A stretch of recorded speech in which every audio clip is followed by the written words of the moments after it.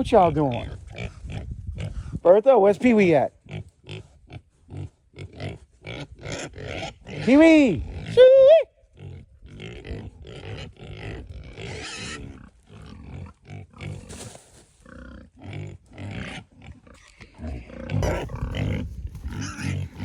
Well, this would be the first in a long time that she's messed around and gotten out. I don't know what the hell.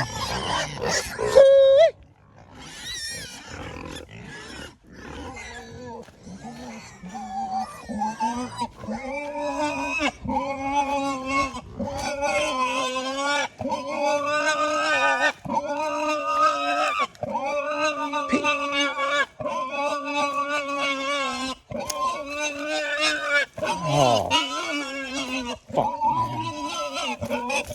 man. Why are you on the outside of the... Hey, Bertha.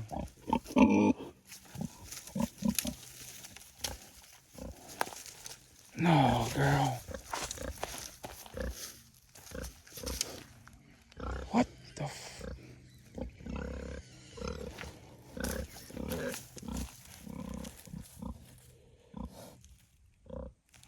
Shit.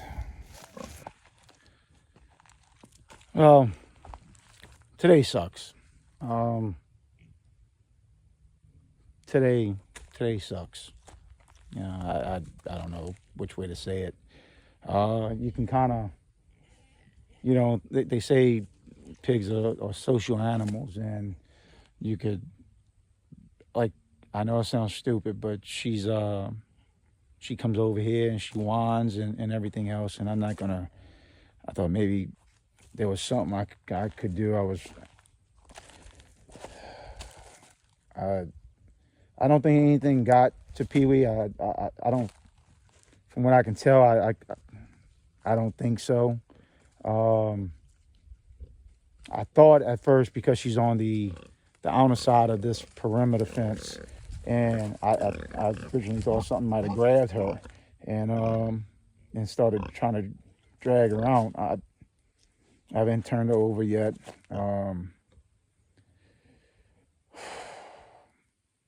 Today sucks. Yeah, well, to sum it up today, it's a bad day on the farm. I mean, it just, you know, she's the way I figured it, she's literally maybe a month and a week out from farrowing. So, you know, you put that much time, effort, money for feed, and even when you take the money away from it, you know, you come back here every day. You know, I like these pigs. I try not to get attached to the little ones that Pee-wee had originally, and you know, I try not to get attached to those. Pee-wee and Bertha, you know, they were our first ones that we got to start this, and they were the original ones, and you could tell. I mean, you could tell with Bertha, she's not acting right. 100%, she is just not acting right. I'm debating on letting the piglets and Bertha and Bessie, just letting them all into one paddock, you know, together for right now, and then don't worry about separating them until Bertha's ready to farrow. I might not do that because, you know, just keep Bertha separated. That way I don't have to worry about separating her later on. I can concentrate on feeding her a certain amount. Right now, I'm just trying to figure out what to do next. This one wasn't ready for this. Came back here yesterday, fed. Everything looked good. Everything looked good. I mean, when I tell you everything looked good, everything looked good. Came back here this morning. Dana's like, look, you know, I got, you know, a whole bunch of heads of lettuce and everything in the fridge, extra. If you want to give it to the pigs, you know, we're not going to eat it, and, you know, in time, I don't want them to go bad. Grabbed the bag of lettuce, a couple of bags of stale bread and buns. Just wasn't expecting that. I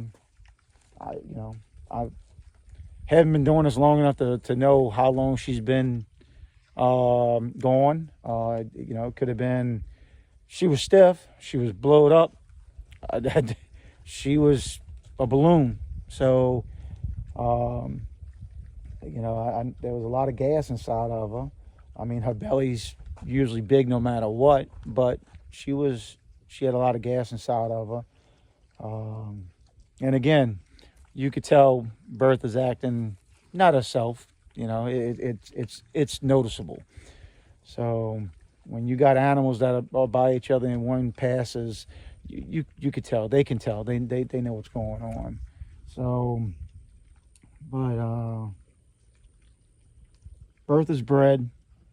Trying to concentrate on her, figure out what the next step is. I don't know what caused it. Don't think it was a snake bite. I don't think it was, I checked the body. I didn't see any snake bite. And I found that hard to believe. I mean, we had a little dog got bit by copperhead and a cottonmouth twice, a little chihuahua looking dog.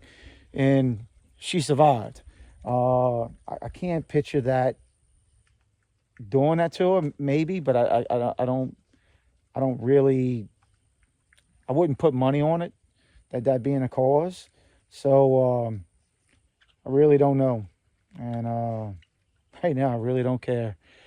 It sucks. I'm ready to go do something else, go mess with the fencing or something like that. Like, this is just man, you wouldn't think it messes with you that bad, but it does. Especially knowing that she was a month away from farrowing. And but there's always tomorrow. Try and concentrate on that. See what happens. Hard one to say today, but y'all be good, be careful, stay blessed, and I'll see y'all later.